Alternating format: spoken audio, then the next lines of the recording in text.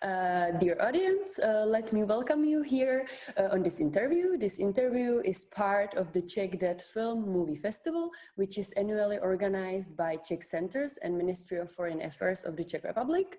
Czech Dead Film has its 10th edition this year, and unfortunately we are again online due to the COVID-19 situation in the world, but we are happy that we can introduce you Czech filmmakers and directors unless through these short question and answers.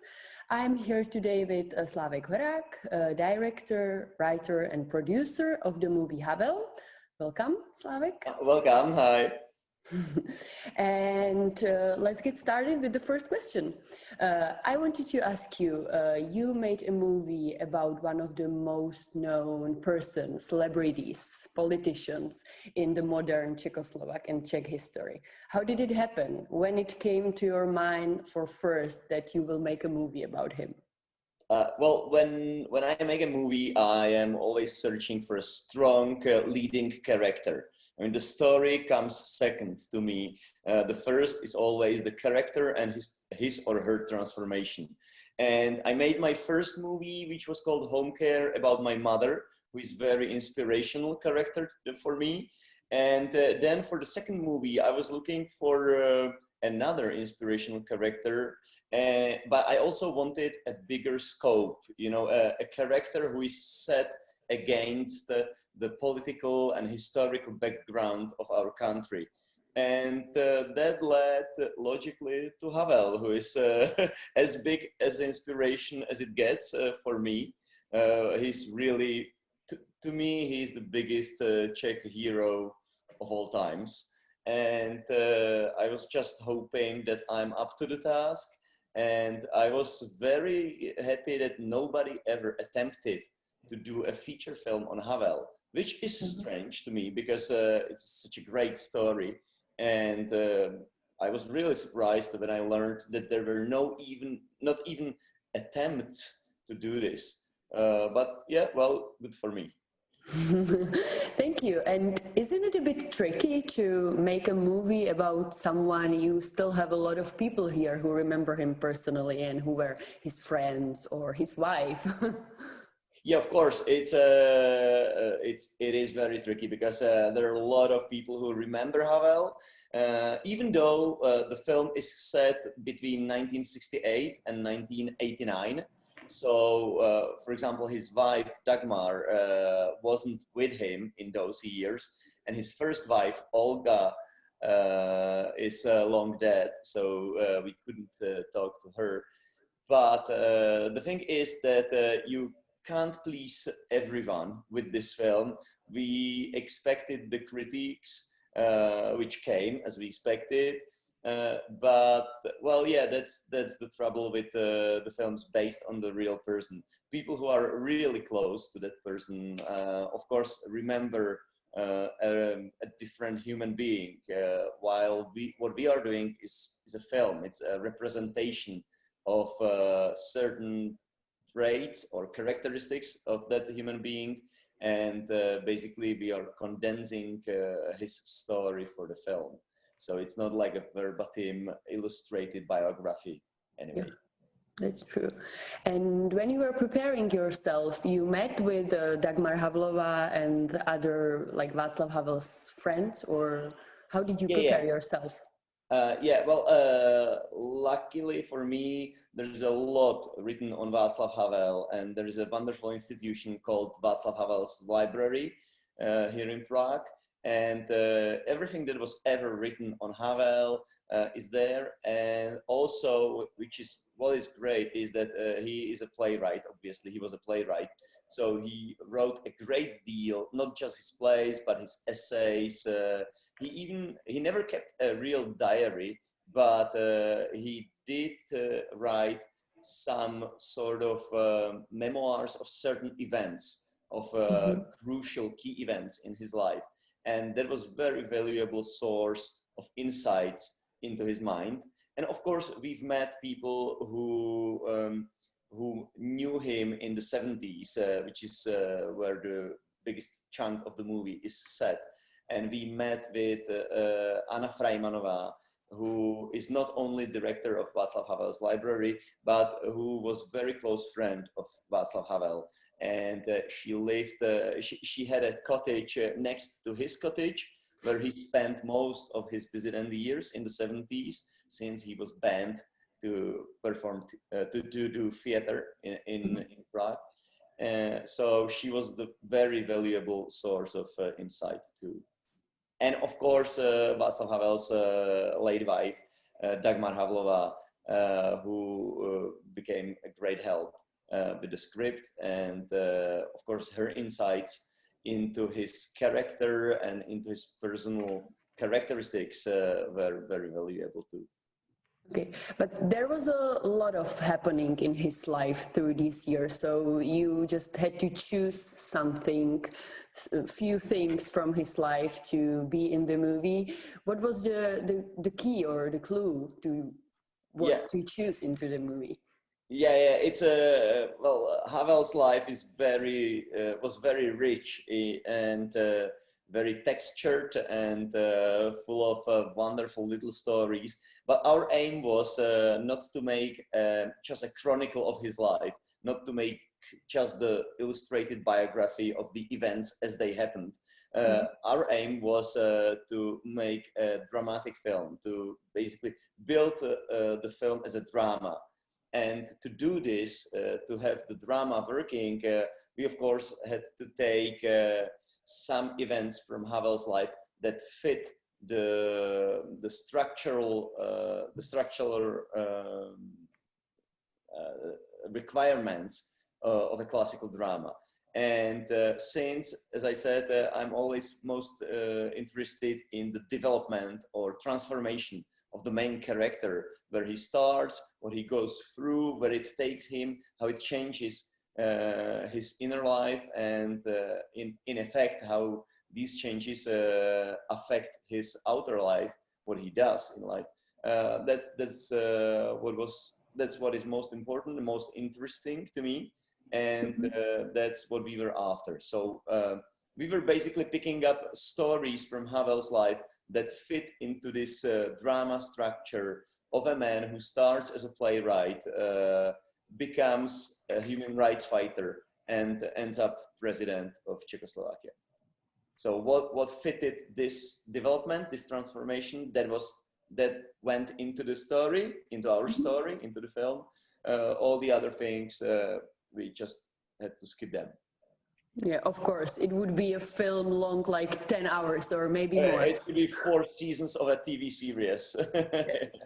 But it's interesting that you are saying that you focused also on his like inner life and outer life, that his like personal life was quite important for what was happening in his life as a, let's say, playwright and then politician. That's quite interesting.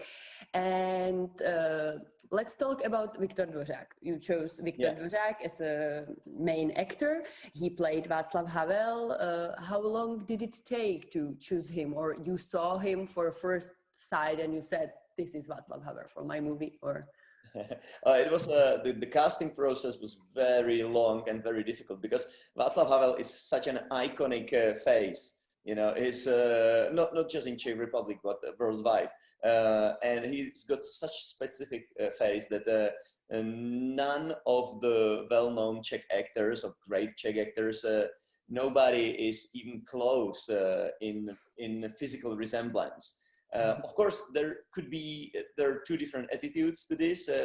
This could be the attitude of let's forget about physical resemblance because we're never gonna match it, which is what most of my friends advised me to do. You know, just go after the character itself and don't worry about the facial features or the resemblance. But I didn't want to give up on this. So I was still searching for an actor who is Václav Havel at heart and who also resembles Václav Havel. And after a couple of months of casting rounds, we still didn't have him because it was just impossible. No matter what kind of makeup or prosthetics you would put on a certain actors, it would not work. And then my co-writer, Ruda Suchanek, told me, because I was beginning to be quite desperate, and my co-writer told me, listen, 20 years ago when I was at FAMU University, at Film University, I was sharing a dormitory room with a guy who kind of looked like Havel, and he studied acting at the time. I don't even remember his name. I don't know what became of him. I don't even know if he's still acting. You know, I've never heard about him. And I said, well, that's a great lead, yeah. For a $3 million film, yeah, that's fantastic. And so I completely forgot about it. And then sometime later, when I was even more desperate, my assistant director, my AD, came to me and he said, listen, I just finished shooting a feature film, another feature film called Prague Orgy. And there was a guy, there was a very small part, just one shooting day for Václav Havel. And the guy that we had, he was actually quite good. He actually resembled Havel. And I don't know if he's an actor or if he's just an extra. I have no idea. I don't know if he can act. You know, he was just sitting there. But the resemblance, it was really something. And I said, well, yeah, another great lead, you know, an extra in a movie who didn't even have a speaking part or something in that movie. And, but when I got really desperate, I tracked these two guys down. And actually, I found out it's the same guy. It's the same guy. My co-writer was talking about his friend from dormitory room. And this guy who was Havel in another movie, it was the same guy, and it was Viktor Dvořák. And when he came to the casting, I still have the goosebumps now. And when he came to the casting, it was him immediately. It was him. He just walked in, and he's like a short. You can see that he never did any physical activity at all. That he's a true intellectual, you know, with low shoulders, and his physique was phenomenal. And when he started to act, he was so good, you know, even at the first round of casting, he was completely, that was Havel right away. And the funny thing is that Viktor Dvořák, when you meet him in the street, he doesn't resemble Havel that much. But when you look at him through the camera, through the lens of the camera, suddenly it clicks and suddenly this is Havel, which is quite interesting because I didn't see it, you know, at the very first sight, I didn't see how much he resembles Havel. But when I looked through the camera, then I was shocked. So yeah, so we were very lucky. I think he's fantastic in the film. I have to admit, I saw him a lot, like in Viktor Dvořák's face with the gestures, and also you focused on a thing that Václav Havel was left-handed, but he was writing with his right hand, but it's still visible that he's doing everything with his left hand, and these details, they helped a lot, I have to say. And what about others? Anja Geislerová as Olga Havlová, or Martin Hoffman as Pavel Landowski? Yeah, with these two, it was quite simple.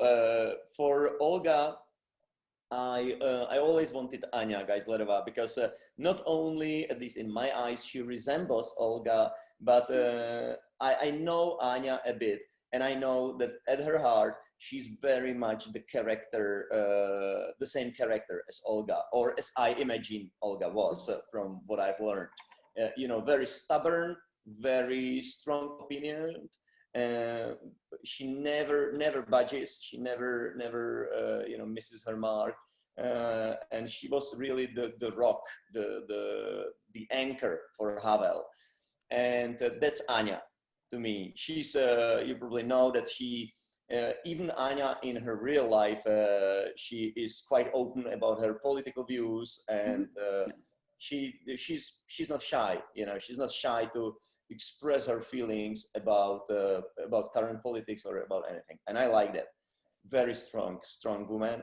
With Pavel Landowski, with Martin Hoffman, who plays Pavel Landowski, it was similar because Martin is just this kind of character that he is really this vivacious, really strong, emotional, you know, kind of a open alpha guy. And that's great because Havel was not like that at all. So it's a great coupling of of these, and they were such a great couple, Havel and Landowski, in real life. And then when I played the film to Pavel Landowski's son, Jakub Landowski, he was just he said that it's just great that he can see his father alive again. You know, that's how good Martin was for Pavel Landowski's son. And I also wanted to say that with Viktor Dvořák, it's not just that he resembles Havel so well. He really, at the heart, is exactly the same kind of hard-thinking, intellectual. He's even born in the same astrological sign, you know, which is what is it in English? Libra, I guess. Yeah, the scales. Okay. I don't know, well, whatever, but the same astrological sign. And so that is the most important thing when casting a movie, that an actor is at the heart the same character as the character that he performs. Because every actor will tell you that, well, I can put on a show, I can perform. That's why I'm called actor. I can act it. But yeah, well, if it's such a big major role, it's much better if they don't act it, if they are it. So at least that was my attitude. Yeah, I think it worked like incredibly well, the cast together, like Olga and like Václav Havel as Viktor Dvořák, they worked really well together. And I'm a bit curious if did you find something interesting about Václav Havel while you were studying for the movie you didn't know before, or did it change your opinion about him as our first president? He is a sign of the right things in Czech Republic. Did something changed in your opinion about him? Well, I never took him as just a symbol, because I always knew that he had this rock and roll history behind him. You know, that he was a theater a playwright, and basically me as a filmmaker, I can relate to this, and I know what these parties and this whole bohemian life is like. You know, so he was not just this guy from a post stamp to me, and I always knew that there is a much more interesting and wilder history behind his image of this nearly saint figure, you know, and a symbol of everything sacred. And that's also what I wanted to explore with Gusto, because that's what I like. That's the true color of the character, you know, not just the big speeches, not just the very admirable thing that he's done, but also you're always looking for flaws in the character, because that's what makes the character interesting. And of course his very unorthodox relationships with women, for example, and with his wife, that was all very interesting, and that was, to me, that was more interesting than, for example, some I don't know, stately things that he did later as the president. That's also why I chose to follow Havel in the 70s and 80s mostly, before he became president, before this official image. Yeah, I see. So we probably can expect a Havel part 2 about his life as a president. Well, it would be interesting, but I would have to find something beyond the official iconography, of course. Yeah, of course. And when you were shooting the movie, did you shoot it in like Václav Havel's flat here in Prague and in his cottage on Hradeček, or you made it in just prepared places for the shooting? No, we made a decision not to even try to shoot it in the real locations. First of all, we were not sure if we would be allowed to shoot in those places, because those are still in the hands of family, of his wife, of his brother. And second, I know how bad filmmaking is for any place that a film crew goes. So I didn't want to destroy these lovely places that are so full of memories. And third of all, it would be much easier for us to since we don't have a real Václav Havel, but we have an actor playing Václav Havel. So we wanted the locations to play basically the Václav Havel's apartment, to play Václav Havel's cottage. So that's why we decided not to shoot on the authentic locations. And but the locations that we got and that we prepared were very much like them. The cottage that we found is just like 10 kilometers from the real Václav Havel's cottage. So it's fantastic. You know, it's the same kind of cottage, same kind of countryside. You know, you wouldn't say, unless you know his personal history very well, you wouldn't say that it's out of place. Yeah, I can see, and I think it's like for the audience, it's not that important if it's the real cottage or just cottage which looks like kind of the same. And what was the hardest part when you were shooting the movie? Like from my personal view, I would say those scenes in a prison, maybe, but maybe you will just change my mind. There was a couple of scenes from prison that we shot in actual prison in Ruzyně, and that was hard because just to get, I didn't know how hard it is to get into prison. I mean, me neither. it takes hours just to go through all the security checks and gates and everything, and then you're very restricted once inside. But we shot just like corridors and some outer yard and stuff like that. So that was difficult because there were a lot of limitations on that. And but otherwise, I mean, it's always tough for me to shoot a film because as a writer and director and producer, I'm responsible for the whole movie. You know, there is no one to blame if it doesn't work in the end. And you never know if it will work or not, if it will come alive, if it comes alive in the end, or if you're just shooting postcards. So so every day is exhausting because you are trying to find, like those sparks, the little pieces of performance or light or camera angles that are alive. I don't know how else to describe it. And it's of course, certain tricks how to do it, but sometimes those tricks don't work. Sometimes they're too obviously tricks and you have to find something original. So every day, no matter how well prepared you are, every day is very stressful for me. And on a personal level, the hardest part is waking up, at 4 o'clock with the sound of the alarm, because I will never get used to it.